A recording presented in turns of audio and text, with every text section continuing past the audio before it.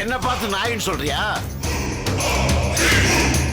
இந்த நாய் வீட்டை விட்டு வெளியே போனா போலீஸ் நாய் வீட்டுக்குள்ள வரும். சொன்னாரா? பாவி பாவி, யானை தன் தலையில தானே மண் அள்ளி போட்டுக்குமா?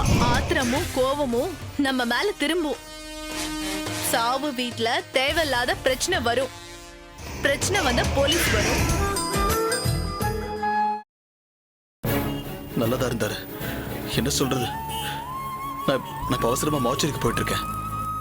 மார்ச்சுவரிக்கா? மாமா ஆக்சிடென்ட்ல இறந்தாரு. நான் எல்லாத்தையும் நேர்ல வந்து சொல்றேனே. போஸ்ட்மார்ட்டம் முடிச்சிடுச்சா? இப்ப நான் அங்கதான் போயிட்டு இருக்கேன். அங்க போனதான் தெரியும். மாமா இறந்துட்டாருன்னு கேள்விப்பட்டது என்னால நம்பவே முடியலங்க. அத நினைச்சா அழுகைய நிறுத்தவே முடியல. பாவுங்க மாமா, அவருக்கு இப்படி ஒரு நிலைமை வந்துடுச்சு. மாமா நம்ம கல்யாணத்தை பத்தி எவ்வளவு கனவுகளோட இருந்தாரு தெரியுமா? வாய் நிறைய வார்த்தைக்கு வார்த்தை மருமகளே மருமகளேன்னு என்ன எவ்வளவு ஆசையா கூப்பிடுவாரு. இனிமே யாருங்க அப்படி கூப்பிடுவா?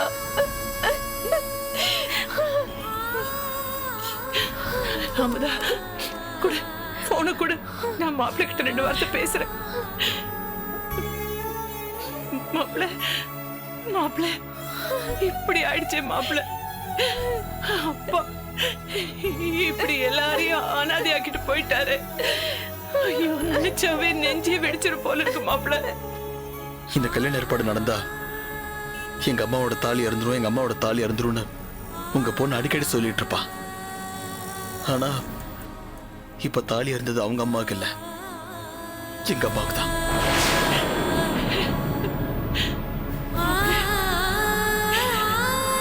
நம்பிக்கையோட வாழ்றதா வாழ்க்கை. ஆனா உங்க பொண்ணு ஒரு நாள் கூட நம்பிக்கையோட இருந்ததே இல்ல.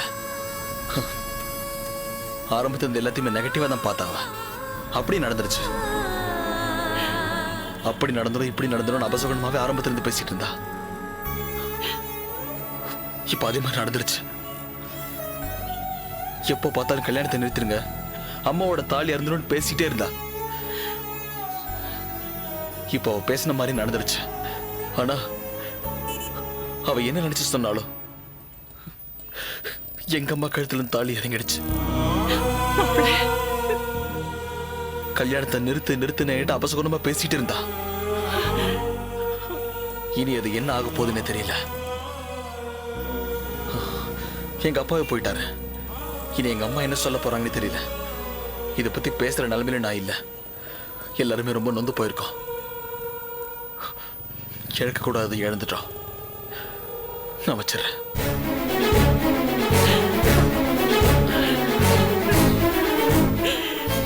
அம்மா, அவரு என்னம்மா சொன்னாரு? என்னம்மா சொன்னாரு? என்ன சொன்னாரா? பாவி பாவி, யானை தன் தலையில தானே மண் அள்ளி போட்டுக்குமா? அந்த மாதிரி நீயே உன் தலையில மண் அள்ளி போட்டுக்கிட்டேடி பாவி பாவி. என்னம்மா, என்ன ஆச்சு? மாப்பிள்ளை என்ன சொன்னாரு? ஏன் இப்படி அழற? உங்க பொண்ணு மனசுல நல்ல எண்ணமே இருந்தது இல்ல. எப்ப பார்த்தாலும் அபசகுணமாவே பேசிக்கிட்டு இருப்பா. இந்த கல்யாண ஏற்பாடெல்லாம் நடந்தா எங்க அம்மா தாலி அறுந்துரும், எங்க அம்மா தாலி அறுந்துரும் சொல்லிக்கிட்டே இருப்பா. ஆனா இன்னைக்கு இவ சொன்ன மாதிரியே தாலி அறுந்துச்சு. ஆனா இவ அம்மா தாலி அருகலையா, அவங்க அம்மா தாலி அறுந்துச்சுன்னு சொல்லி பாவி மக கல்யாணத்தை நிறுத்துன்னே சொல்லிட்டு இருந்தா. இனிமே கல்யாணமும் இவ சொன்ன மாதிரி நின்னுடுமோ என்னமோன்னு சொல்றாருங்க. இழக்க கூடாததை இழந்துட்டோம். இனிமே எங்க அம்மா என்ன சொல்ல போறாங்களோன்னு கஷ்டப்பட்டு சொல்றாருங்க மாப்பிள்ள. என்ன நடக்க போதோ தெரியலையே.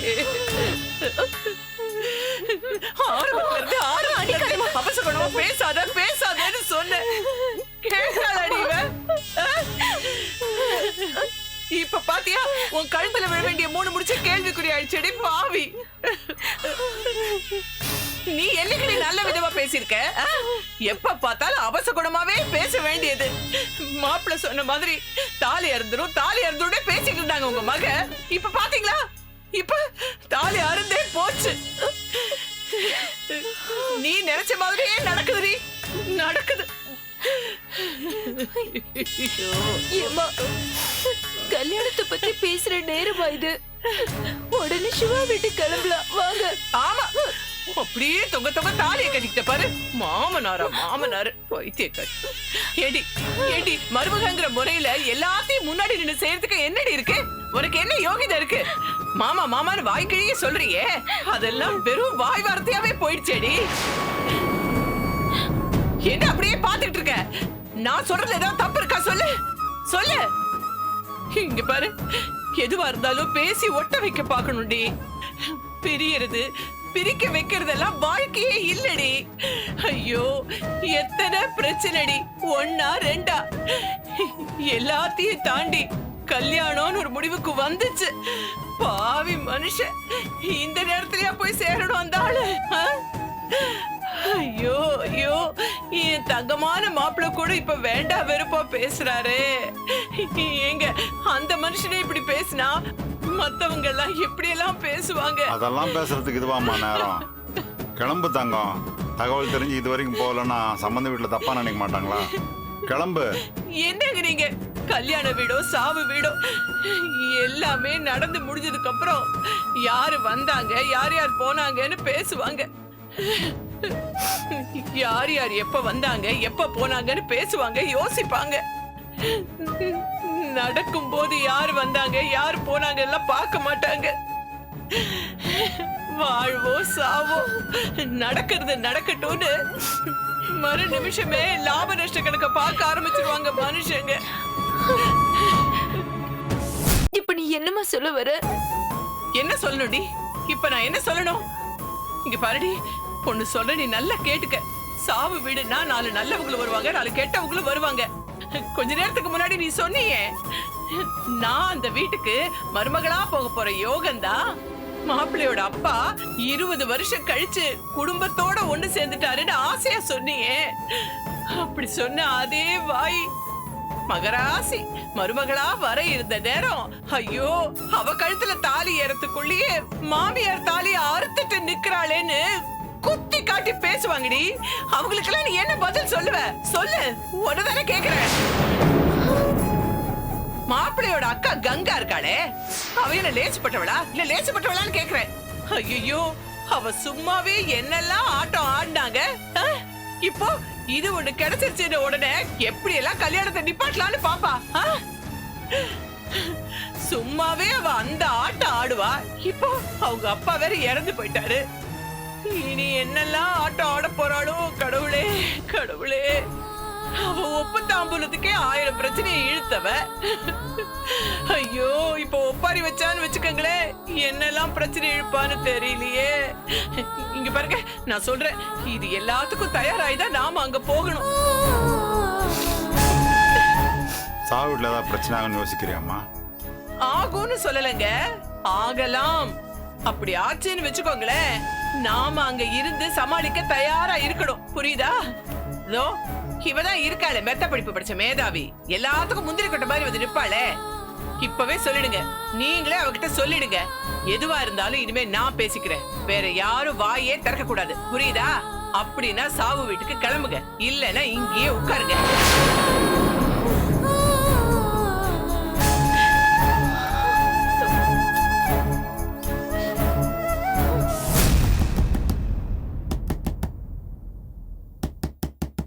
யாரு கதவு இந்த தட்டு தட்டுறது?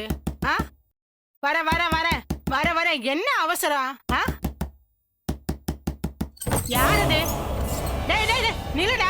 டேய் அட வாமா. நில்லுடாங்கற. அட வாமா. கதவு திறந்திருந்தா ஏதோ வீட்டுக்குள்ள நுழைவே அந்த மாதிரி நுழையற?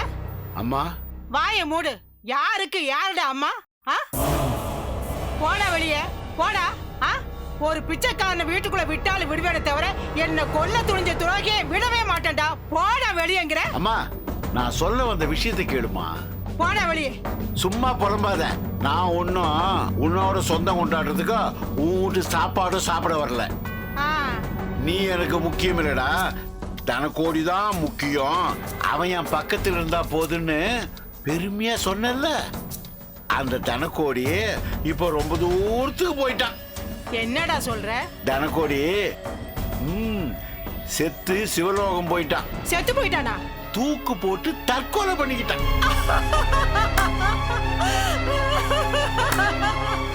ஏமா அந்த தனக்கோடி செத்துட்டான்ட்டு நானு துக்க செய்தி சொல்றேன், நீ என்னடா இப்படி சிரிக்கிற? போடா பைத்தியக்காரா, சிரிக்காம வேற என்னடா பண்றது? ஐயோ போய் சேர்ந்துட்டானா? கிழவிக்கு மறைகிற கண்டுச்சோ, ஒரு துக்க செய்தி சொல்லிருக்க, இப்படி சிரிக்கிறா? ஐயோ. என்ன பாட்டி, என்னாச்சு? ரோஜா, உனக்கு விஷயம் தெரியுமா? அந்த தனக்கோடி இருக்கால, அவன் மண்டைய போட்டுட்டானா, தூக்கு போட்டுக்கிட்டு செத்து போயிட்டானா. என்னது, தனக்கோடி செத்துட்டாரா? அதுக்கே பாட்டி சிரிச்சிட்டு இருக்கீங்க? சிரிக்காம அழ சொல்றிய நீ? ஆ? உன் மகனை என் பேத்திக்கு கட்டி வைக்க சொல்லி நானே வழிய போய் கேட்டதுக்கு அவன் எப்படி எல்லாம் பேசினான். ஒரு மரியாதைக்கு பட்டு புடவை எடுத்து கொடுத்தா அதை கட்டிக்கிட்டு கல்யாணத்துக்கு வர இஷ்டம் இருந்தா வரணும். அதை விட்டுட்டு தராதர இல்லாம என் பையனுக்கு கட்டி கொடுன்னு கேக்குறிய, உனக்கு எவ்வளவு தைரியம்? உன்னை பத்தி எல்லா விஷயமும் எனக்கு தெரியும். நான் மட்டும் போலீஸுக்கு போனேன்னு வச்சுக்க, நீ அவ்வளவுதான்னு என்னையும் மிரட்டுறாமா? இப்ப என்னாச்சு பாத்தியா? மண்ணோட மண்ணா போயிட்டாமா. யாருக்கிட்ட? இந்த வேங்கடத்தா கிட்டயா? நடக்கவே நடக்காது. எந்த கொம்பனாலையும் இந்த வேங்கடத்தால அசைக்கவே முடியாது. அப்படி அசைக்கணும்னு நினைச்சு பார்த்தா அவங்க ஆடி போயிடணும். என்ன பாட்டி, என்னதான் எதிரியா இருந்தாலும் செத்ததுக்காக சந்தோஷப்படுவாங்களா? ஏய், போனது ஒரு மனுஷனோட உயிர். என்ன புரியாம பேசிட்டு இருக்க? தினமும் 4 இழவு விழுந்தாதான் வெட்டியான் வீட்டுல அடுப்பு எரியும். அப்பதான் அவன் முகத்திலயும் அவன் பொண்டாட்டி பிள்ளைங்க முகத்திலையும் சிரிப்பையும் சந்தோஷத்தையும் பார்க்க முடியும். கோயிலுக்குள்ள இருக்கிற ஒருத்தன் எல்லாரும் நல்லா இருக்கணும்னு அந்த ஆண்டவனை வேண்டிக்கிறான். ஆனா கோயிலுக்கு வெளியே நிக்கிற வெட்டியா தினமும் 2 சாவு விழுகணும்னு வேண்டிக்கிறான். இங்க பாரு, வாழ்வை நம்பி 10 குடும்பம் இருந்தா சாவை நம்பி 4 குடும்பம் இருக்கதான் செய்யும். அதுதான் உலகம். போக்கிடம் தெரியாம தெரிஞ்சவனுக்கு இருக்க இடம் கொடுத்து அம்மா ஸ்தானத்துல இருந்து எல்லாத்தையும் பார்த்துக்கிட்டேன். ஆனா என்னைய போலீஸ்ல காட்டி கொடுத்துருவேன்னு மிரட்டினான். இப்ப என்ன ஆச்சு பாத்தியா? கடவுள் எல்லாத்தையும் பார்த்துக்கிட்டு தாண்டி இருக்கான், எல்லாத்தையும் பார்த்துக்கிட்டு தான் இருக்கான். பகையும் நெருப்பையும் மிச்சம் வைக்க கூடாது. அப்படி மிச்சம் வச்சா அது நம்மளே எரிச்சு சாம்பலாக்கிடுன்னு சொல்லுவாங்க. அது தெரிஞ்சும் நான் பகையை மிச்சம் வச்சேன். ஆனா அது என்ன அழிக்காம தன்னையே அழிச்சுக்கிருச்சு. இத்தனை வருஷத்துக்கு அப்புறம் குடும்பத்தோட போய் சேர்ந்தவன் சந்தோஷமா தானே இருந்திருக்கணும்.